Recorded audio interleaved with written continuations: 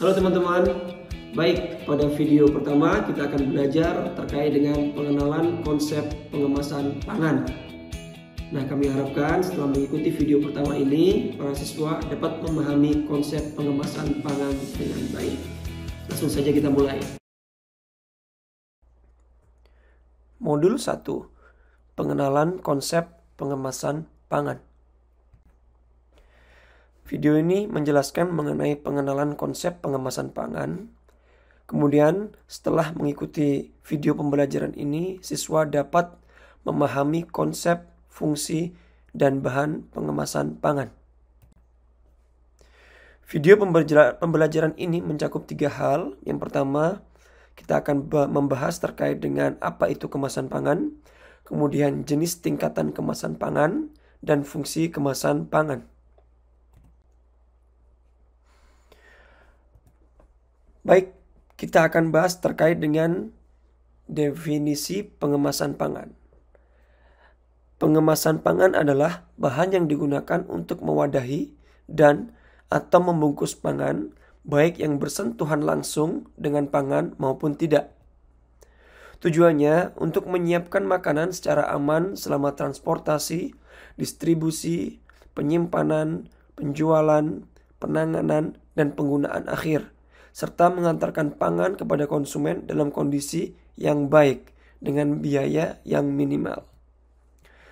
Pengemasan makanan sangat penting karena tanpa kemasan, keamanan dan kualitas makanan akan terganggu. Hampir semua makanan dikemas dengan cara tertentu. Ini adalah contoh jenis-jenis kemasan pangan. Ada yang dari metal, ada yang dari plastik, bentuknya juga berbeda-beda. Ada juga yang berbahan dasar fleksibel, ada juga yang berbahan dasar kaku, dan sebagainya. Kemudian jenis kemasan pangan ada beberapa tingkatan. Yang pertama adalah kemasan primer, yaitu kemasan yang bersentuhan langsung dengan produk yang dikemas. Fungsinya sebagai penghalang, pelindung utama, dan biasanya bagian yang paling penting. Dan seringkali hanya kemasan primer yang dibeli konsumen di toko retail. Kemudian berikutnya juga ada kemasan sekunder, yaitu kemasan sekunder ini berisi sejumlah kemasan primer. Fungsinya sebagai wadah distribusi fisik dan terkadang dirancang sedemikian rupa sehingga dapat digunakan di gerai atau retail untuk menampilkan kemasan primer. Kemudian level berikutnya ada kemasan tersier, yaitu terdiri dari sejumlah kemasan sekunder. Contoh yang paling umum adalah palet yang dibungkus dengan kardus, seperti gambar berikut ini. Kemudian berikutnya ada kemasan kuarterner. Dalam perdagangan internasional, kemasan kuarterner sering digunakan untuk memfasilitasi penanganan kemasan tersier. Kemudian masuk ke fungsi kemasan pangan. Apa sih sebenarnya fungsi kemasan pangan itu? Yang pertama sebagai wadah, yaitu fungsi paling dasar dari kemasan. Kemudian produk makanan harus dikemas sebelum dapat dipindahkan dari satu tempat ke tempat yang lain. Fungsi kemasan sebagai wadah memberikan kontribusi besar dalam melindungi lingkungan. Kemudian fungsi berikutnya adalah sebagai pelindung. Ini sering dianggap sebagai fungsi utama dari kemasan.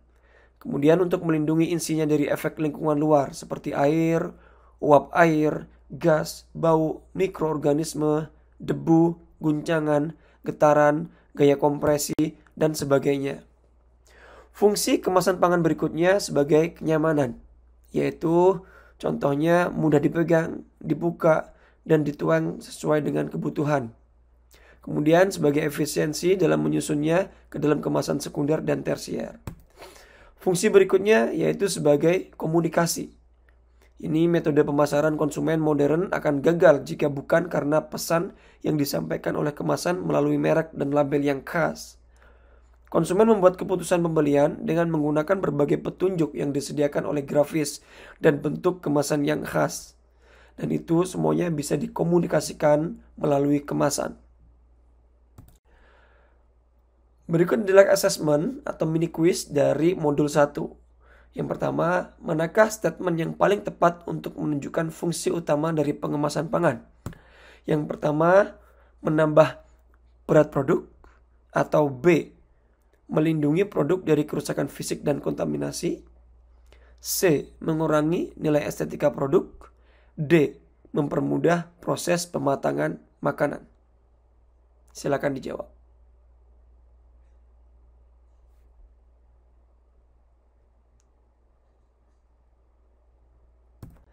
Berikutnya, kuis berikutnya yaitu perbedaan utama antara kemasan primer dan tersier adalah A. Kemasan primer selalu terbuat dari bahan plastik, sedangkan kemasan tersier dari bahan kayu.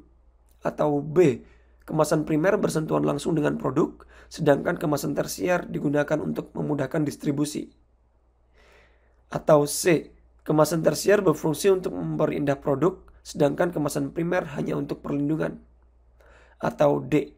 Kemasan primer dapat didaur ulang, sedangkan kemasan tersier tidak. Silakan dijawab.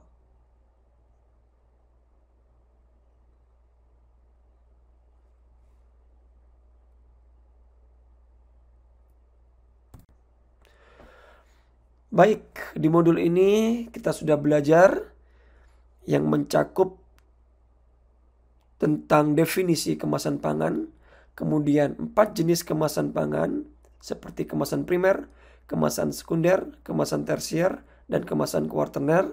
Kemudian kita juga telah belajar terkait dengan 4 fungsi kemasan pangan, yaitu sebagai wadah, perlindungan, kenyamanan, dan komunikasi. Sekian video pertama dari modul pengemasan pangan dan label ini. Terima kasih.